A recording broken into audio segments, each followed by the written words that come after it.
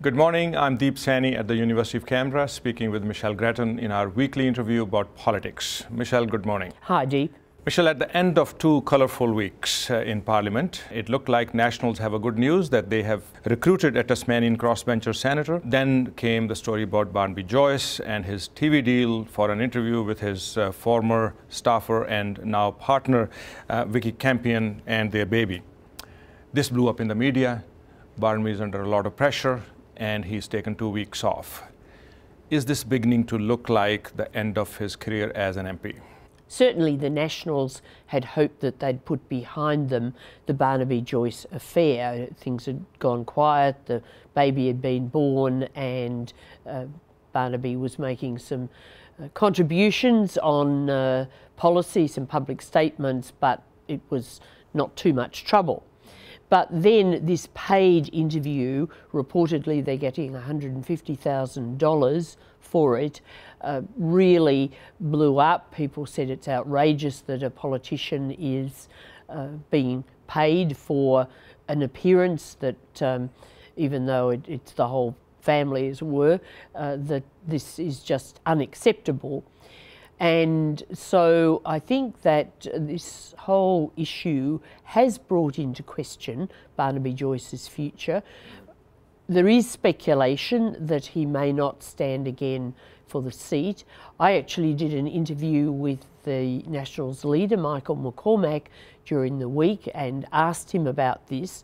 And he was notably reluctant to say, oh, well, of course I want Barnaby Joyce to stay in New England to be part of the team in the next term. He really said it's up to him, it's up to the local pre-selectors and so on. So I think at this point it's an open question about whether Barnaby Joyce stays or whether he seeks another career.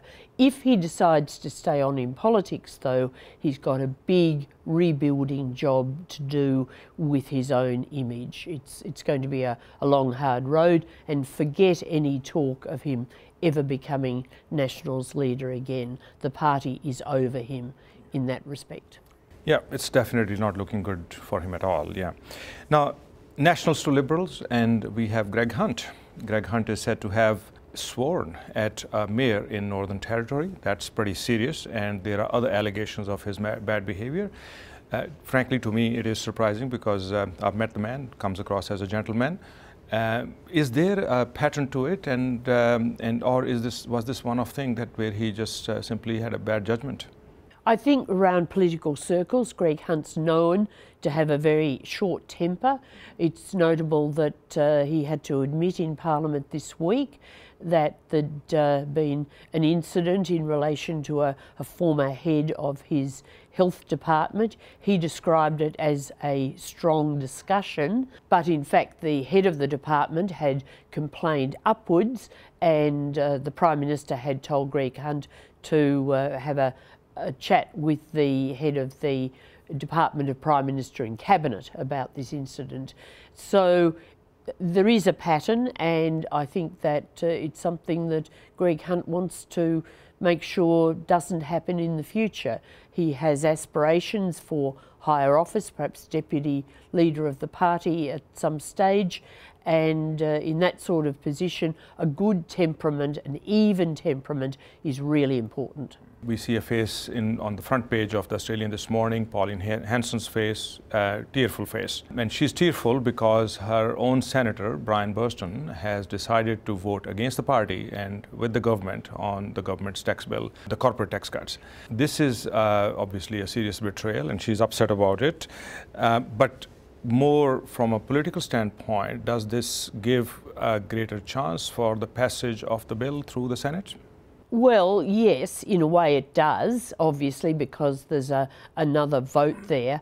But nevertheless, the government still has to recruit other senators who are not in the tent at this moment. So I think if you were predicting about this vote, which the government has now said will be brought on in June, so in just 2 or 3 weeks, then you would say, well, it could go either way. Matthias Cormann, the Finance Minister, Senate leader who's doing the negotiations is incredibly assiduous, and he will be pursuing all these senators.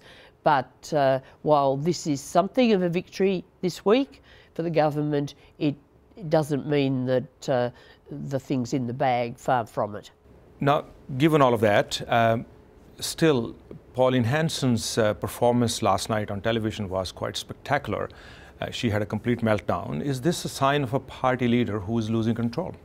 Well, certainly it looked like that. It was a remarkable performance, an extraordinary performance. She was on Sky TV and she really was completely unplugged. She let rip against Brian Burston, and she accused him of stabbing her in the back, said that it wasn't the first time he'd done this, and that he was trying to become part of the shooters' party, that he'd made an approach to them.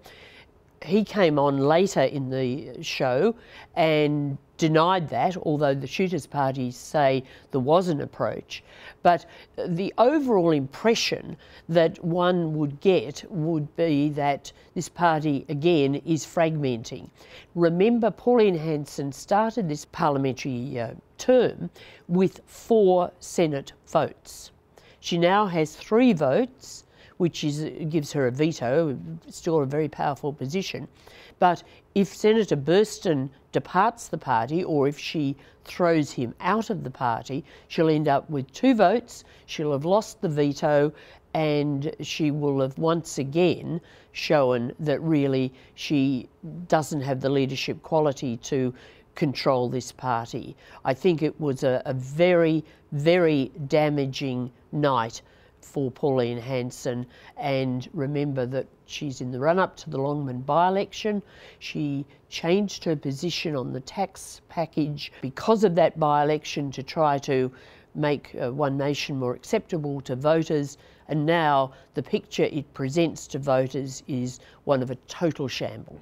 Well, this is the one to watch for the next few weeks. Michelle, thank you very much. Always enlightening to talk to you, and I'll look forward to seeing you next week. Thanks, Deep.